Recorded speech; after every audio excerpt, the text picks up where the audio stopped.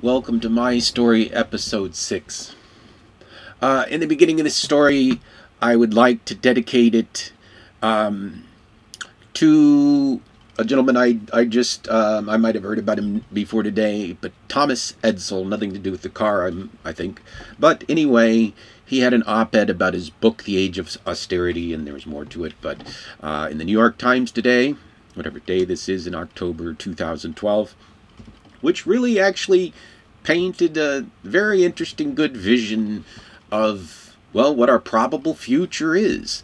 That is sort of part of the vision I saw, is that the future of the Industrial Revolution, the next one beyond what we've experienced, and it's sort of played out its course in the technology industry so far, is not a new set of technologies themselves, but a confluence of convergence. These were the two principal next big things behind my grander vision that I elaborated on later in my story, but I'll just get to now before we go on.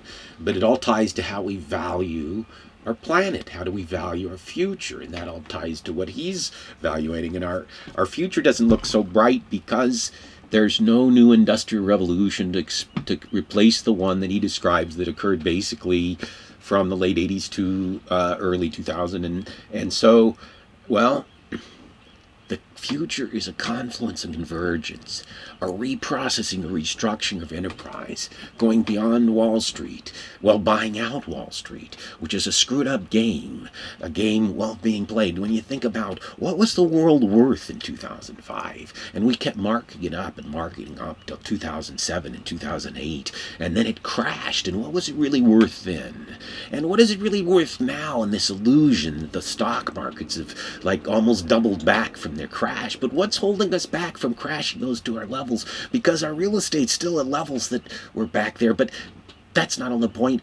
We ultimately can't afford this thing that was designed to fail, and that's where it might get biblical, but we're not going to go there now. So the value of things that's depending on the future, and I guess in contrast to his ideas, I'd like to present the ideas to Thomas Edsel that maybe the inception of our future is this confluence of convergence, where we take all of the things that we do, our systems of governance and transportations, our economics and banking, and integrating in them to a single monolithic IT architecture secured with, well, advancing the state of technologies beyond what we can was like fractionalized, while we fighting it out for our own pieces of the pie, where we realize that if we put all pieces together and create a system, a giant monolithic system, that we can create prosperity across the whole system.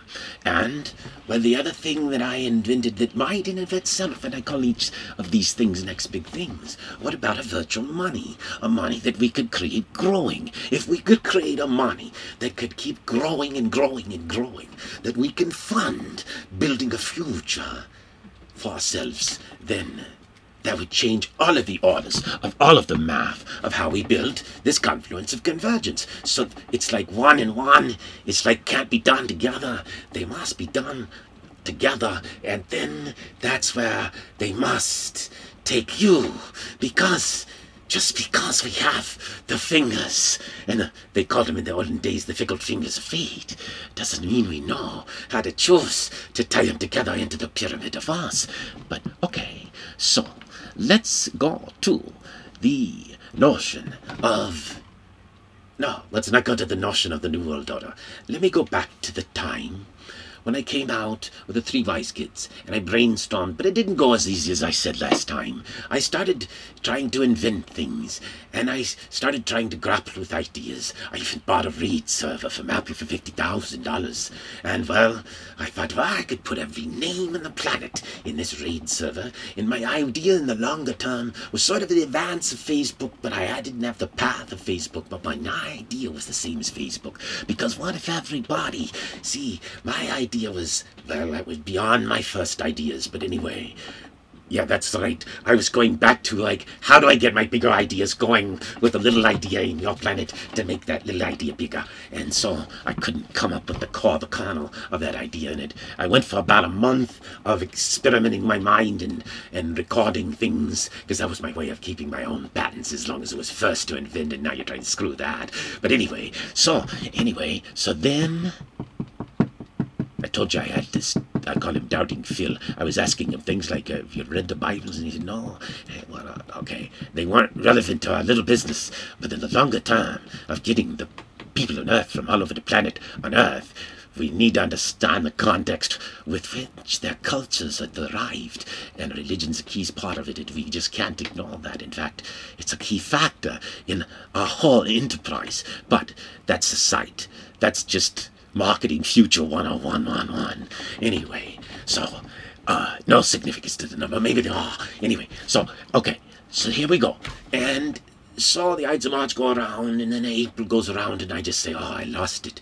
So I'd been hiring Jeff at $10 an hour, and then I gave him a raise to $30 an hour. And I said, Jeff, and he was living in my house, and was sleeping in my bed. I didn't. He was on the couch. And then, anyway, I said, okay, I can't hire you anymore.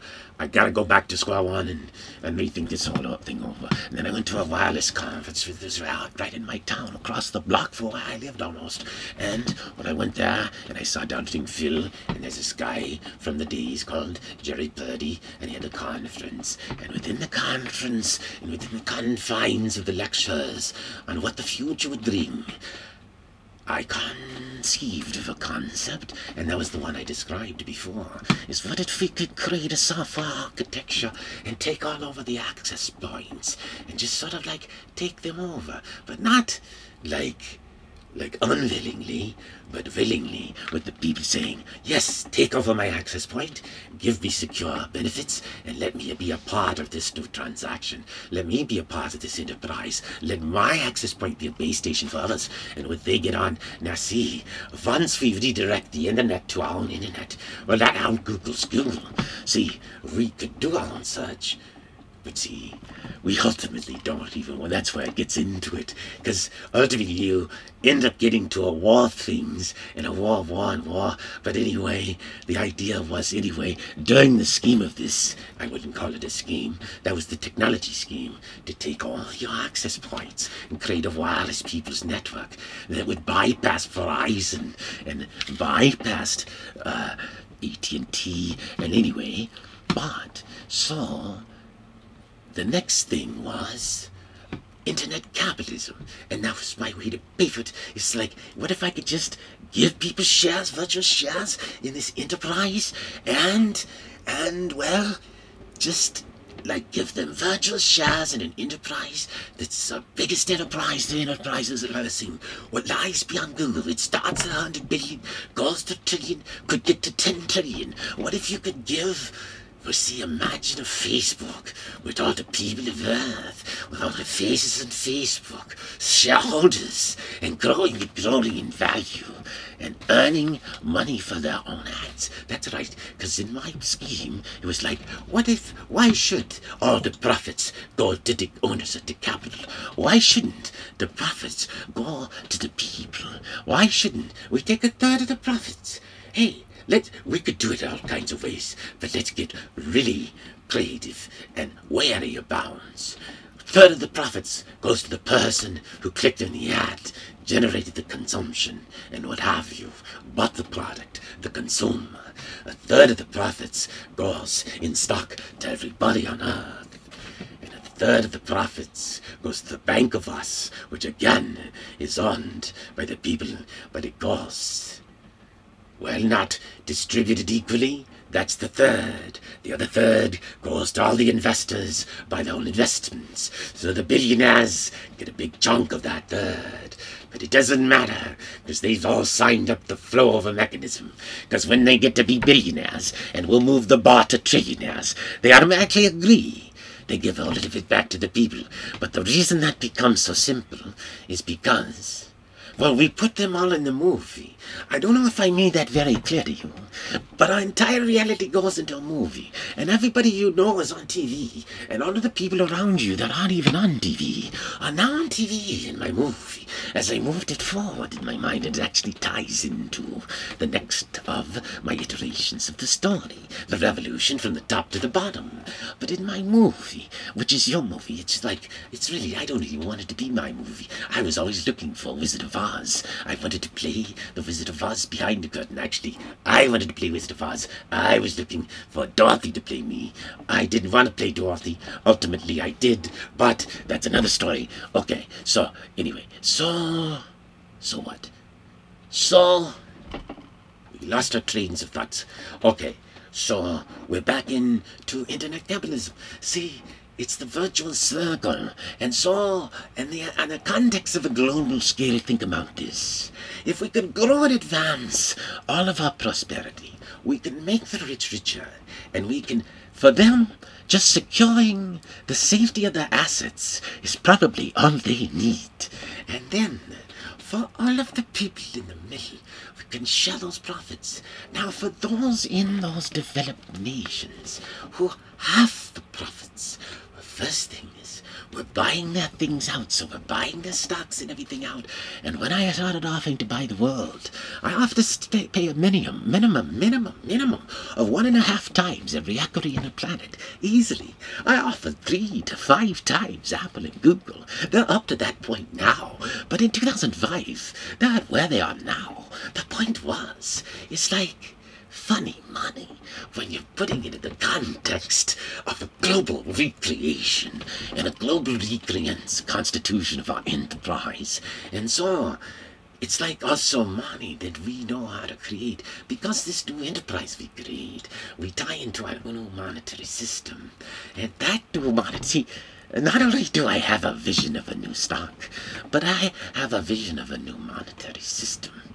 By the way, going back to the story, and then, by the way, we got this guy to do our technical stuff, and we added him and said, okay, you get 1/3 if you do agree to bill him. We'll call him Doubting Jim, but he did help architect moving the internet, and he did tell me, holy fuck, we could hold worldwide elections. And then I knew we could surround them from the bottom, if not from the top.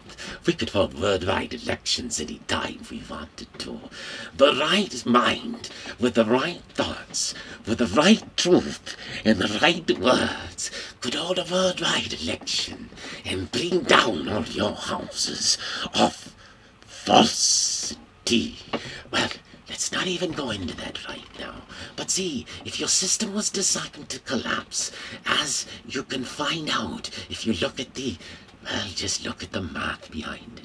And if you had an infinite system that just required opening markets, creating a single currency, and creating a new enterprise of us, not a lot of little monopolies, but a larger little monopoly, a big monopoly of us, and then allow our brands and allow our own competition within our own enterprises to compete to build a better world for all people on the planet. And while we were looking for the old school angel capital with my new venture guys, and they couldn't get around to getting out of their day jobs.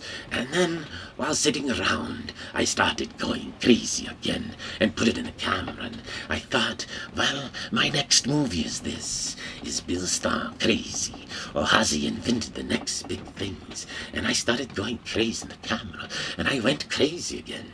And then I got my 5150 again. Another stay. This time, I met a guy, and I asked him 3 questions. Dr. Eliot, what would it be worth to prove the existence of God? What would 999 years of justice and peace on earth be worth? What if I had inside information of unworldly proportions? Of course, all he did was just nod. But in that place, that cuckoo's nest I revisited for the 2nd time before it went bankrupt, a part of Tenet, it had a picture on the story, a sign, said, be the author of your own life story. And I thought to myself, who is the king author of the future of Earth? Because in my vision, the future of the Earth is a story the future of all of us, writing our own future together, in one movie together, a reality movie, a reality you can't get out, and you want to be in, because there's no better thing that we can do than to build upon what we can imagine together. Thank you. To the next episode.